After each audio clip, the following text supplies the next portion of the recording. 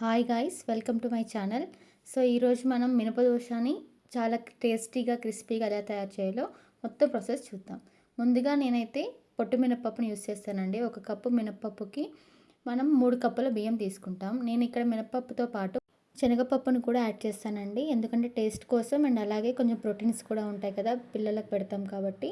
So అలాగే దీంట్లో మనం మెంతులు కూడా యాడ్ చేస్తాము క్రిస్పీనెస్ కోసం.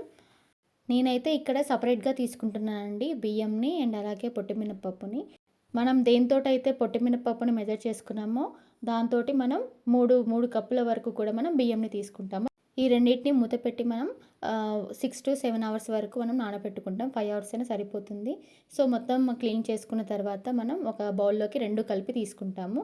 ఈ క్లీనింగ్ ప్రాసెస్ ఎవరికైనా కరెక్ట్గా రాలేదు అంటే ఈజీగా ఎలా చేయాలో 5 మినిట్స్లో నా ఛానల్లోకి వెళ్ళి చూడండి. అందులో మనం ఈజీగా 5 మినిట్స్లో ఎలా క్లీన్ చేయాలో కూడా చెప్పాను. సో చూడండి, మనం మొత్తం మిక్స్ చేసిన తర్వాత ఇలా కనిపిస్తుంది. నేను ఎందుకు సపరేట్గా తీసుకున్నాను అంటే పొట్టి మినపప్పుని బియ్యంతో కలిపి మనం వాష్ చేసేటప్పుడు చాలా రిస్క్ అవుతుందండి. అందుకని నేను సపరేట్గా తీసుకొని పొట్టి మినపప్పుని వాష్ చేసుకుంటాను. సో ఇప్పుడు మనం పొట్టి మినపప్పు ఈ బియ్యంని కలిపిన మిక్చర్ ఉంది కదా, దాన్ని మనం గ్రైండర్లో వేసి గ్రైండ్ చేసుకుంటాము. సో ఇలా గ్రైండ్ చేసిన తర్వాత మనకి కొంచెం మరీ సాఫ్ట్గా కాకుండా కొంచెం రఫ్గా ఉంటే మనకి దోశ అనేది చాలా బాగుంటుంది. నైట్ మొత్తం మనం పక్కన పెట్టేయాలండి, ఫ్రిడ్జ్లో పెట్టకూడదు. ఎందుకంటే కొంచెం పులిస్తేనే టేస్ట్ బాగుంటుంది అండ్ పఫీగా వస్తుంది. సో ఇలా మనం మార్నింగ్ లేవగానే మనకి ఇలా కనిపిస్తుంది.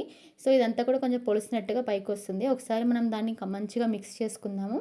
సో మనకి ఆ రోజుకి ఎంత కావాలో మన ఇంట్లో పర్సన్స్ని బట్టి ఎంత కావాలో అంత అమౌంట్ వరకు తీసుకొని మనం ఒక వేరే సపరేట్ బౌల్లో మనం యాడ్ చేసుకుంటున్నాం. సో ఇక్కడ కనిపిస్తుంది కదా, మిగతా పిండిని మనం ఫ్రిడ్జ్లో స్టోర్ చేసుకోవచ్చు. మనం తీసుకున్న పిండి నుంచి మనం కొంచెం వాటర్ యాడ్ చేసుకుంటాము. మనకు కావాల్సిన కన్సిస్టెన్సీని బట్టి. సో కన్సిస్టెన్సీ అనేది మరీ గట్టిగా ఉండకూడదు, మరీ లూజ్గా ఉండకూడదండి. సో ఇక్కడ మనకు కావాల్సిన విధంగా మనం కన్సిస్టెన్సీ సెట్ చేసుకుంటాము. జస్ట్ ఇలా మనం ఇలా పైకి లేపి ఇలా అన్నప్పుడు మనం గరిటెతోటి అది మొత్తం కొంచెం ఫ్లో అవుతూ ఉండాలి. ఓకేనా? సో మనకు వాటర్ సరిపోకుంటే మనం ఆ కన్సిస్టెన్సీని వాటర్తో కలిపి మనం అడ్జస్ట్ చేసుకోవచ్చు. సో ఈ వీడియోలో చూపించిన విధంగా మనకి కన్సిస్టెన్సీ అనేది ఇలా మాత్రం ఉండాలండి.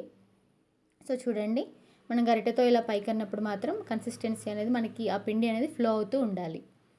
ఓకే. సో ఇప్పుడు మనం టేస్ట్కి తగ్గట్టుగా మనం దాంట్లో సాల్ట్ యాడ్ చేసుకుందాము. సో చూడండి, ఇక్కడ నేను సాల్ట్ యాడ్ చేస్తున్నాను. సో చట్నీలో ఒకవేళ ఎక్కువ అవుతుంది అనుకుంటే ఇందులో తక్కువ యాడ్ చేసుకోండి.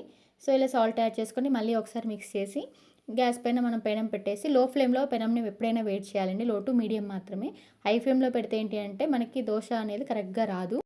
ప్యాన్ వేడైన తర్వాత మనం దోశ బ్యాటర్ని దానిపైన వేసి ఇలా మనం ఈవెన్గా స్ప్రెడ్ చేసుకోవాలి, లైట్గా ఫోర్స్ అప్లై చేసి. సో నాన్ స్టిక్ కాబట్టి మనం ముందుగా ఎలాంటి ఆయిల్ అప్లై చేయము, మొత్తం స్ప్రెడ్ అయిపోయిన తర్వాత మాత్రమే అప్లై చేస్తాము. ఒకవేళ నాన్ స్టిక్ పైన ముందే అప్లై చేస్తే మాత్రం మనకి ఇలా మనకి కరెక్ట్ షేప్లో రాదండి. అండ్ అలాగే మనకి ఇంత కన్సిస్టెన్సీ కూడా ఉండదు. దోశ మంచిగా కాలిన తర్వాత మనం ఒక్కసారి మనం చుట్టూ ఇలా అన్నామనుకోండి, ఇక్కడ వీడియోలో చూపిస్తున్న విధంగా మనకి అది ఆటోమేటిక్గా మనకి స్టిక్ అవ్వకుండా ఉంటుంది. కొంతమంది దోశని మళ్ళీ టర్న్ చేసి కూడా కాలుస్తారండి. అలా కాల్చినప్పుడు ఏంటి అంటే బాగా గట్టిగా అయిపోతుంది. సో ఒక్క సైడ్ మనం ఇలా ఇలా ఇలా మనం కాల్చినాం అనుకోండి, సో చాలా బాగుంటుంది టేస్ట్ అనేది. సో ఇప్పుడు మనకు కావాల్సిన tasty and crispy dosa ready.